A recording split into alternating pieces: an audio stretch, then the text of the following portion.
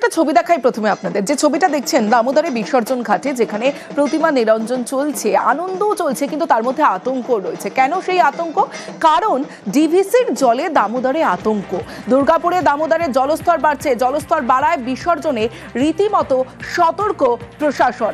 ডিভিসির জলে দামোদরে আতঙ্ক। সরাসরি চলে যাব, আমার সঙ্গে আমার প্রতিনিধি অর্পণ রয়েছে। অর্পণ, একদিকে যারা প্রতিমা বিসর্জন দিতে আসছেন তাদের মধ্যে শেষ ল্যাপের একটা আনন্দ রয়েছে, কিন্তু তার মধ্যে আতঙ্ক রয়েছে, কারণ ডিভিসি জল ছেড়েছে, জল বাড়ছে। কি ব্যবস্থা নেওয়া হয়েছে প্রশাসনের তরফে?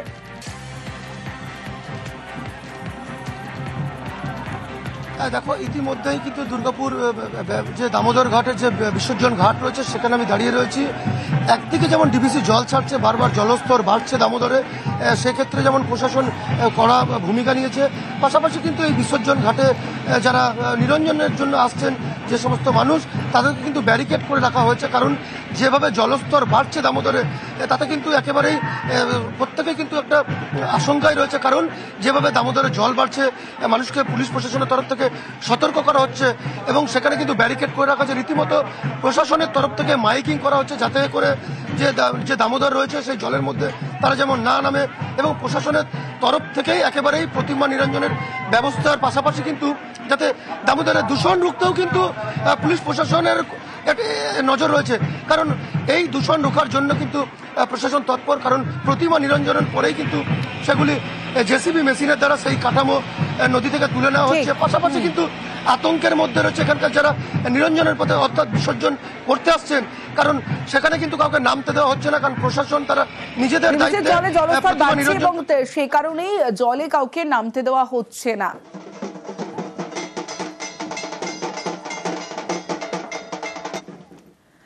এবার চলে যাব দুবরাজপুরে। দুবরাজপুরে শ্মশানকালীর বিসর্জন হয় একাদশীতে। এই যে শ্মশানকালীর ছবি আপনারা দেখলেন, সেই শ্মশানকালীর বিসর্জন হয়। প্রতিমাকে শিকল দড়িতে বেঁধে বিসর্জন দেওয়া হয়। 100 বছরেরও বেশি পুরনো পুজোয় অটুট রয়েছে এখনো পর্যন্ত রীতি, এবং দশমীর পরে একাদশীর দিন দুবরাজপুরে শ্মশানকালীর বিসর্জন হয়। সরাসরি চলে যাব, আমার সঙ্গে আমার প্রতিনিধি সুপ্রতিম রয়েছে, কথা বলবো সুপ্রতিমের সঙ্গে। সুপ্রতিম, ইতিহাসটা একটু জানতে চাইবো এই পুজোর। দেখো, প্রথমত হচ্ছে এই যে শ্মশানকালীর যে বিসর্জন, এটা কিন্তু প্রাচীনকাল থেকেই চলে আসছে। ঠিক এরকমই একাদশীর দিনে এই যে শ্মশানকালীর মন্দির, তার ঠিক পেছনের একটা পুকুর আছে, সেই পুকুরে বিসর্জন করা হয়। তবে সেক্ষেত্রে কিন্তু শ্মশানকালীকে চেন দিয়ে দড়ি দিয়ে বেঁধে মন্দির থেকে বার করায় টেনে নামানো হয়। তার কারণ শোনা যেত নাকি শ্মশানকালী আগে বিসর্জন হতে চাইতো না, এটাই কথিত আছে। এবং আগে যে সমস্যা ছিল যে তাকে গালিগালাজ করা হতো, তারপরে কিন্তু তাকে সেখান থেকে টেনে নামিয়ে আনা হতো, কারণ তার একদমই বিসর্জন হওয়ার ইচ্ছা থাকতো না। কিন্তু সেই গালিগালাজের রীতি এখন উঠে গেলেও কিন্তু এখন এই চেন দিয়ে দড়ি দিয়ে তাকে টেনে বেঁধে নামিয়ে তাকে নামানো হয় বেদি থেকে, তারপরে কিন্তু তার বিসর্জন করা হয়। আর এই শ্মশানকালীর বিসর্জন দেখতে কিন্তু দূর দূরান্ত থেকে প্রচুর মানুষ ভিড় করে সেখানে। আর এই রীতি মেনেই কিন্তু এখানে শ্মশানকালী এইভাবে বিসর্জনে আসছে, এবং বৈষ্ণবদের হাতেই কিন্তু মা কালী পূজিত হয়ে আসছেন, এবং তাদের হাত ধরেই কিন্তু বিসর্জন হয়, এমনটাই কিন্তু হয়ে আসছে। এবং এই শ্মশানকালীর বিসর্জন আজকে হয়েছিল দুপুরবেলায়, প্রচুর মানুষের ভিড় হয়েছিল এবং পুলিশি নিরাপত্তাও ছিল চোখে দেখবার মতো। বেশ, দুর্গা পুজোর যে একাদশী, সেই একাদশীর দিনে এটা বিসর্জন হয়। একটা প্রথা বা রীতি ছিল যে মা বেদি থেকে নামতে চাইতো না, তখন মাকে শিকল বেঁধে এবং মোটা দড়ি দিয়ে এখনো করা হয়, এবং এমনকি গালিগালাজ এমনকি ঝাঁটা পর্যন্ত দেখানো হতো। কিন্তু এখন ঝাঁটা এবং গালিগালাজটা বন্ধ আছে, এটা করা হয় না, যেহেতু মানুষ অনেক সভ্য হয়েছে। কিন্তু মোটা দড়ি এবং শিকল বেঁধে মাকে বিসর্জন করা হয়। এটা প্রথা বা এটাই আমাদের নিয়ম বা এটা রীতি চলে আসছে বংশ পরম্পরায় থেকে। বিসর্জনে দেদার গঙ্গা দূষণ চুচুড়ায়।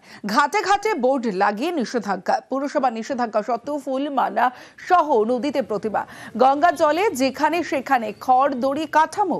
হাইড্রা মেশিনে কয়েকটি ঘাট পরিষ্কার পুরসভা। দ্রুত বাকি ঘাট সাফাইয়ের আশ্বাস পুরসভার।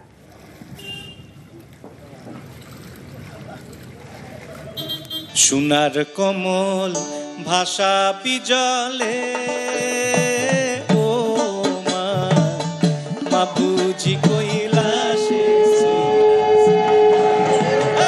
আইলো আইলো রে বুলানা, তাইলো ডম ডম বুড়া বাজাইয়া, গৌরিনীতে দশমীতে আইলো রে আইলো ধাইয়া, গৌরিনীতে দশমীতে আইলো রে আইলো ধাইয়া,